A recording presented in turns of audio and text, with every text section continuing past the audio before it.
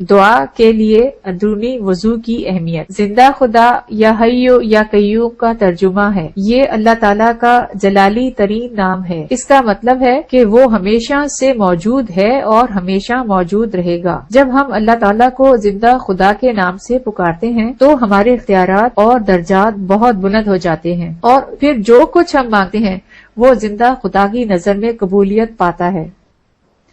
مگر زندہ خدا کو پکارنے اور اپنی زندگی میں بلانے سے پہلے یہ ضروری ہے کہ اپنے دل کو صاف کیا جائے، اور یہ ممکن ہے اندرونی وضو کے ذریعے۔ جس طرح نماز سے پہلے جسمانی صفائی بیرونی وضو ضروری ہے، اسی طرح خدا کی حضوری میں اپنی درخواست پیش کرنے سے پہلے روحانی صفائی یا اندرونی وضو انتہائی ضروری ہے۔ اب دعا کیا ہے؟ دعا ہے اللہ تعالیٰ سے بات چیت کرنا اور اپنی سمجھ بوجھ کے ساتھ اپنی گزارشات پیش کرنا۔ چونکہ ہمارا رب پاک ترین اور قدوس ہستی ہے، اس لیے لازم ہے کہ ہم جب بھی اس کی حضوری میں پیش ہوں، دعا کے لیے، کلام کے لیے، تو روحانی طور پر پاک صاف ہو، یعنی اندرونی وضو کے بعد اس سے کلام کریں۔ اندرونی وضو کا مطلب ہے اندر کی صفائی، دل کی صفائی۔ جب ہم اپنے گناہوں سے توبہ کرتے ہیں اور صدقے دل سے اپنے گناہوں کی معافی مانگتے ہیں تو وہ ہمیں معاف کرتا ہے اور ہمارے دلوں کو گناہوں سے پاک کرتا ہے۔ مگر اللہ تعالیٰ کی معافی کا اہل ہونے کے لیے انتہائی ضروری ہے کہ ہم خود بھی وہی عمل کریں جو ہم اس سے مانگ رہے ہیں، یعنی ہم بھی دوسروں کی غلطیوں، خطاؤں اور زیادتیوں کو معاف کر دیں۔ اس لیے اس کی معافی پانے کے لیے پہلے اپنے دل سے غصہ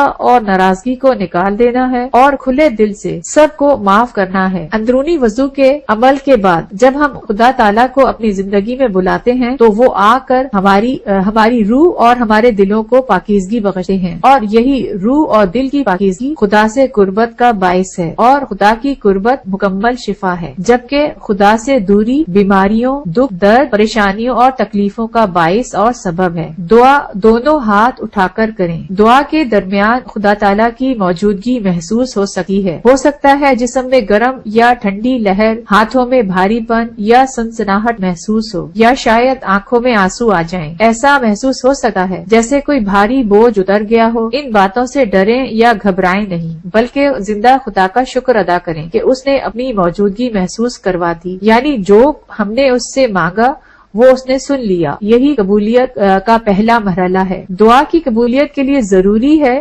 ہمیں زندہ خدا کی ذات پر پورا ایمان اور یقین ہونا چاہیے کہ اس نے ہماری تمام دعائیں سن لی ہیں، کیونکہ وہ ہر وقت ہر جگہ موجود ہے اور ہمیں سن رہا ہے، ہمیں دیکھ رہا ہے۔ دعاؤں کی قبولیت کے بعد ہمارا فرض ہے کہ ہم اس کا شکر ادا کریں اور دوسروں کو بھی اندرونی وضو کی دعا سکھائیں۔ زندہ خدا آپ کی دعائیں قبول فرمائے، آپ کو اپنی برکتوں سے نوازے اور ہمیشہ شیطانی شر سے محفوظ رکھے، آمین۔ آئیے اب ہم سب مل کر اندرونی وضو اور شفا کے لیے دعا کرتے ہیں، اور آپ سب میرے پیچھے یہ دعا دہرائیں۔ اے ہمارے پیارے رب العالمین، آج ہم اپنے تمام گناہوں سے توبہ کرتے ہیں، تمام گناہوں کی معافی مانگتے ہیں، اور ان سب لوگوں کو دل کی گہرائی سے معاف کرتے ہیں جنہوں نے ہمیں دکھ دیے یا تکلیفیں پہنچائیں۔ آج ہم اپنے تمام آباء و اجداد اور خاندان والوں کے گناہوں کی بھی معافی مانگتے ہیں۔ اے غفور الرحیم رب، آپ ان کے گناہوں کو بھی بخش دیں، انہیں بھی معاف فرما دیں۔ آج ہم شیطان کی ساری شیطانی چالاکیوں، مکاریوں، لوگوں کے جادو ٹونے، تعویذ گنڈوں، بد دعاؤں، بد نظر اور کالے جادو کو رد کرتے ہیں، ان سے انکار کرتے ہیں۔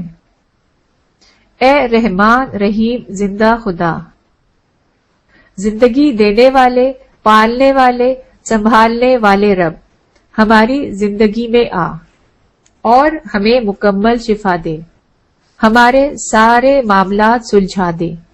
اپنے پاک حفاظتی فرشتے ہمارے چاروں طرف لگا دے، جو ہر وقت ہماری حفاظت کریں اور ہمیں بچائیں بیماریوں سے، بدروحوں سے اور ہر قسم کی برائیوں سے، اور ہمیں صراط مستقیم پہ چلائیں۔